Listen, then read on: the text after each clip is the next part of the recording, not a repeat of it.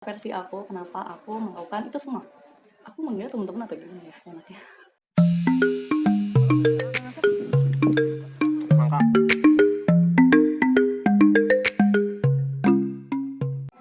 Halo teman-teman semuanya, perkenalkan nama saya Anissa, atau kalian bisa bakal panggil aku Teh Anissa. Welcome to my YouTube channel, catatan Teh Anissa. Jangan lupa di subscribe, jangan lupa sering-sering komen dan nonton video aku. Oke guys, jadi untuk hari ini aku bakalan perkenalan dulu nih sama teman-teman. Siapa aku, kenapa aku candu banget, kenapa jadi influencer, kenapa sukanya di gunung kayak gitu-gitu. Aku bakalan kasih cerita versi aku kenapa aku melakukan itu semua. Aku manggilnya teman-teman atau gimana ya enaknya? Oke guys, pasti semua udah banyak banget yang keliling Indonesia, keliling gunung, travel, dan mungkin ada senior-senior di sini yang belum aku bisa sebutin satu-satu. Aku pengen say hello first pada teman-teman semua, kepada senior aku, kepada para pelancong, para traveler semuanya. Hai, perkenalkan nama aku Teh Anissa, dipanggil Teh Anissa. Jadi pertama kali aku mendaki itu 2016, tapi nggak langsung ke gunung besar, cuma kayak daerah-daerah Gunung Kencana gitu. Jalan-jalan sih, kayak ke kebun tehnya, terus naik-naik sedikit gitu kan. Mulai awalnya dari situ. Tapi sebenarnya kalau aku suka ke alam itu dari kecil, karena dari papa, dari orang tua suka banget ngasih tahu knowledge tentang curug, tentang alam kayak gitu. Mungkin versinya mereka aku dibawa ke tempat yang kayak puncak, kayak kebun teh kayak gitu, dan itu aku udah seneng banget. Kebun binatang dulu tuh aku suka banget, tapi kalau sekarang aku agak nggak suka sama kebun binatang. Nanti ada alasannya lagi.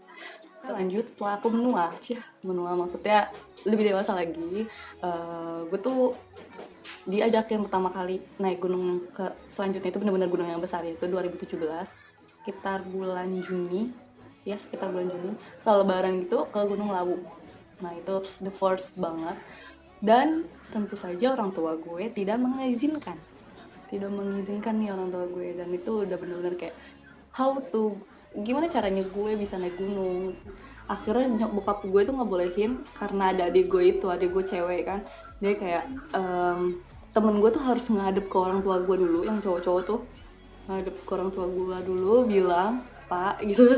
Udah kayak pengen ngambil gak sih. Ini semisal mau saya ajak kayak gini, jadi kayak temen gue tuh harus bener-bener bertanggung jawab penuh gitu. Agak sulit sih untuk pertama kali, itu yang bakal dirasain sama teman-teman gue kalau ngajakin gue ke gunung apa atau kemana gitu, yang nginep ke pantai lah atau gimana, itu pasti bakal susah banget sih ngadepin orang tua gue tuh, kayak dak der banget. Dan akhirnya coba, jadi tuh ceritanya tuh dia temen gue itu datang ke kampung gue pas gue kan kampungnya dekat Lawu kan. Dia datang dari Jakarta cuma gue buat ngajak gue ke Lawu. Dan kalau misalnya gue nggak dibolehin, otomatis dia juga batal kan, dia cuma sendirian. Bingung nggak lo? Dan akhirnya ya udah dibolehin gitu kan, karena mungkin bokap gue ngerasa iba gitu kan, aduh udah jauh-jauh lagi dari Jakarta, ya udah deh gitu kan. Ya udah akhirnya kita jalan berempat sampai Gunung Lawu, dan cerita mistisnya banyak banget di situ. Gue kayak pertama kali gue diteriakin, diketawain lah, awal banyak banget, dan itu kayak wow. Mungkin next gue bisa sharing pertama kali gue di Lawu itu gue dapet cerita mistis ya. Nanti gue bakal bikin video selanjutnya tentang hal-hal mistis. Terus next selanjutnya itu gue kayak ngerasa di situ gue bener-bener amatir banget. Kenapa? Karena gue pertama kali gue tuh bener-bener itu dadakan, dan gue nggak tahu banyak tentang namanya gunung atau dunia pendakian. Gimana cara mendaki, apa aja yang harus dipersiapin kayak gitu-gitu. Jadi temen gue cuma ngasih tahu nih harganya segini, transport segini, makannya patungannya segini, bla bla bla bla. Jadi kayak gue belum tahu kalori yang harus gue butuhkan tuh berapa banyak, yang air seberapa banyak yang harus gue perluin, dan gimana caranya ngirit air kayak gitu. Jadi kayak manajemen tentang pendakian dan pergunungan itu gue bener-bener nggak tahu dan nggak paham pertama kali. Dan itu gue ngerasa kayak salah banget guys. Gue kayak ngos-ngosan banget, gue kayak oh kok berat ya atau apa ya. Terus selama gue setelah gue mendaki yang Lawu itu, gue berpikir keras banget. Maksudnya tuh berpikir terus kayak kenapa orang-orang banyak yang mendaki dan kecanduan, kenapa yang ada yang dijadikan pekerjaan, kenapa ada yang nggak ngos-ngosan, atau kenapa kenapa gitu. Banyak banyak pertanyaan gue di kepala gue saat itu. Apa yang salah, apa yang harus gue lakukan, apa yang gue harus pelajari.